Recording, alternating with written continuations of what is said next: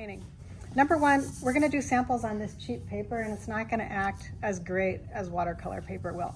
But we're going to pretend, okay? So let's say we have my picture of a car.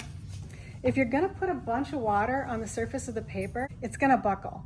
And that's because the top layer is absorbing a bunch of water and it has more surface area.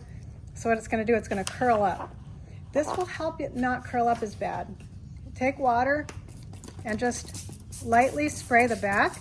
And this is only if you're going to add a bunch of water to the top of your paper. Not everybody has to do this, but if you're going to be putting a lot of water on the paper, spray the back, okay? Lay it down.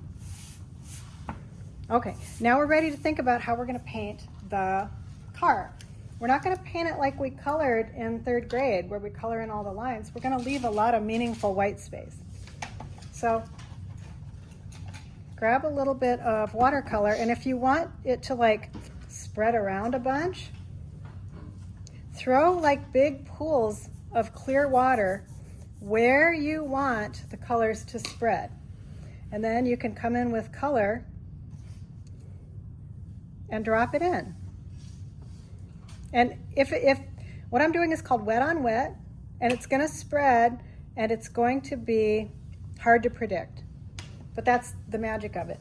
If I wanted to spread in a certain direction, I can tip this, and I can add clear water and let gravity help me. Okay? You're never going to be able to control it. It's kind of like a cat, but you can kind of like try and encourage it to do things. Okay?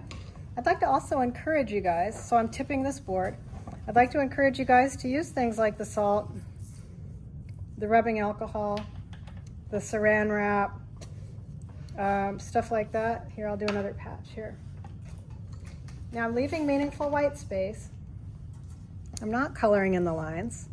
You can color inside your car, outside your car, whatever you want. I'm just going to kind of let it drift around.